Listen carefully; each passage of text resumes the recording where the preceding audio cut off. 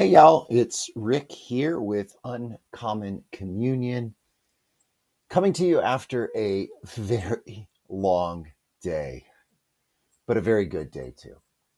Gonna keep this very short tonight because I am whooped and I need to get to bed. But I do want to share with you just a little bit about some of my big takeaways from today. Some will be national, but really the most important ones will be local. I hope you'll join me as we say something that hopefully you're familiar with. Let us remember we are always and everywhere in the holy presence of God and each other. So, wow. You know, the protests that we had, the No Kings protests, were fantastic. And they were a great show of numbers. But you really don't know how a populace feels until they show up to vote because of the commitment it takes to vote and then casting your ballot, right? Who are we choosing? And for the last 10 months, 12 months, really, since the last election, T Rump and his minions and the MAGAites have believed that they have had a mandate. You hear it all the time, and they're acting that way. I'll tell you what, y'all, even though there were just a few really headline elections today, two governors, a mayor, and still to come, Prop 50 in California, the redistricting, what we are seeing is a thrashing of MAGA. Now, what will this mean tomorrow as hopefully some of the Republicans who will be 1 year from now running for their lives in Congress, how will they change? Will they stand up to him? Will they say no? What will they do? We don't know. But what we do know is the people have spoken and they do not like what we are seeing. So that's a very good thing. And I am very grateful and very excited to see what comes next for the pro democracy movement. I was able to celebrate today, and I say celebrate because election day, I think we need to call it democracy day, right? It is an election, but what are we doing? We are practicing democracy. And I was very grateful today to put in a very long day being a key poll worker for the voting. Now, I do have to say, and hopefully you read my little missive from the poll today. I had a chance to write that. And as I said there, it's a long day, but I do get paid for it. I mean, it's not, when you divide it out by the hours, it's not much hourly, but it is something. It's not volunteer work. Nevertheless, it is, I feel, very necessary work and very good work. And I felt that today in the joy that I felt for the first time. And I've worked multiple elections over the last cycles, and moving up in leadership to today. I was the second in charge at the poll. So I had a different role than, one particular area. I was able to circulate and float and be a leader. And one of the things that was unique about today, the key thing was it was my own precinct, right? So I got to vote, even though I didn't vote, I voted early, not knowing I would be in my own precinct. So that's a whole nother story. But um, I got to see my neighbors. I got to sit next to one of my neighbors who's also a poll worker. And we got to chat and got to know each other a little better. But I saw other neighbors and I met some neighbors. And I think that's what this is about. It was a reminder to me today of the power of the local, right? The power of the neighborhood, the power of the people you live around. Yes, the federal government has all kinds of responsibilities, and they are in our daily lives in ways that we really can't even imagine most of the time. And I think, quite frankly, that's why a lot of people a year ago really kind of thought, well, hey, I could vote for T Rump, but it doesn't really matter, But you know what, y'all? It has mattered a lot.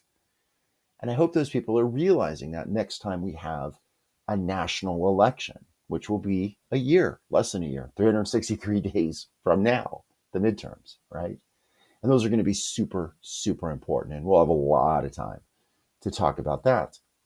But I think what we are seeing and what we saw today at the precinct where I was working is we saw a turnout that was well above, I think, what any of us expected.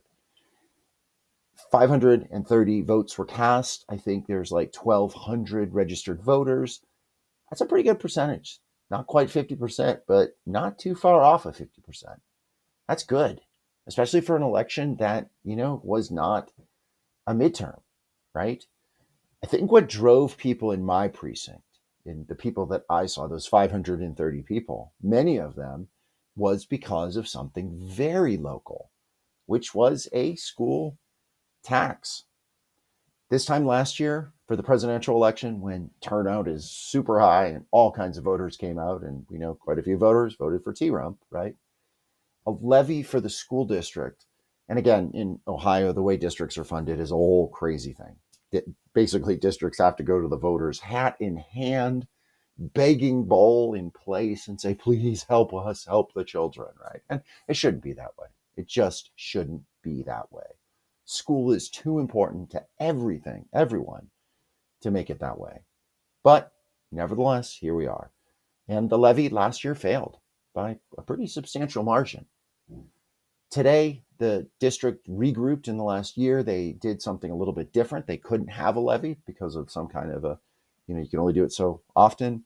They put a tax, an income tax, and it is winning handily, right? I just looked at the most recent. It's about 62% to, what is that, 38%, right? So it's going to win for sure. And even at the precinct that I was at, you do get to see the vote totals for the precinct. It's transparent. The public can see that. This is public record.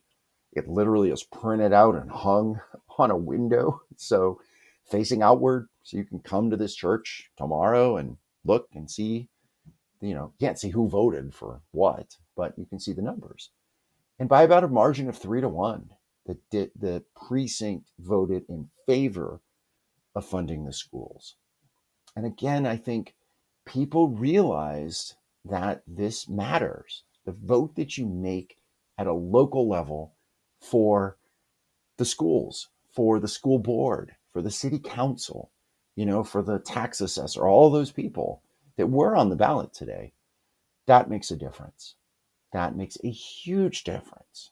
And people came out for that. And I was able to, again, be a part of that. And to me, that is so special. Election days are sacred for me. I am the more I work at the polls, the more I recognize the value of it. Because in our polls, the way it's here in Ohio, you have to ideally have a balanced number of R's and D's, Republicans and Democrats. And what that means is you have people who probably may not be talking to each other much. And under normal circumstances. And the beauty also of the polls is you are absolutely positively not to talk about politics. Now, I don't think that is a great thing out in the real world outside, but in those walls where this person is listed as a Democrat, this person's listed as a Republican, you just get to know each other. You just have a conversation. You just get to talk. And I think that makes a huge difference. And we need more of that. Last thing I want to say is there's a young man who is a senior. Many school districts around where I live don't have didn't have school today on election day. And sometimes, I don't know why, if they're assigned, they get extra credit, maybe they get paid for it, I don't know. But school kids come, teenagers, those that are 18, I think you have to be 18 to work at the poll. They come and they work. And this young man, a senior, worked really well. I was pretty impressed, and I talked to him even for a little bit. And we need more of that, y'all. We need more of that. We need more students working at the polls. We need people students helping get people to the poll. There is talk, it's quiet right now, but it is there about a national service program. right? And some kind of mandate or some kind of really, really good benefit for doing it, like college tuition, perhaps, you know? And I think we need that. And I think our civic life and the life of our community and our country will be better for that, right? I don't know, y'all. I'm going to end today talking about hope. If we are a follower, a pilgrim on the way, a planetary pilgrim on the way of Christ or the way of Buddha or the way of Islam, whatever it might be, we have hope in the more and the fact that things do change. And most of the time, even in the midst of suffering and difficulty and hardship, they do change for the better when we recognize the connections that are always there. When we show up face to face to work at a poll or even just to vote, especially to bring our kids. There are many people that brought little ones. And I love that. I love that. It was fun to engage with some of those little ones too. So, y'all, I am very tired. I'm going to wrap up and hit the hay. It's been a busy, busy few days. And I've been looking forward to this moment for a while to be done and to be looking to a quieter rest of the week. I very much do hope to write tomorrow, and we will see. Again, that's my plan, my hope. And appreciate your watching, listening, sharing this with others. And y'all, something changed today. Something big changed today. And we'll see what that looks like. But from this point on, the countdown is on to 26, the midterms. And it's a lot of work to do, but I know we can do it. Well, let's end with the serenity prayer. God, grant us the serenity to accept the things we cannot change, the courage to change the things that we can, and the wisdom to know the difference. Thy will, O God, not ours, be done. Amen. All right, y'all. Thanks. Blessing and good. Be bold. Be well.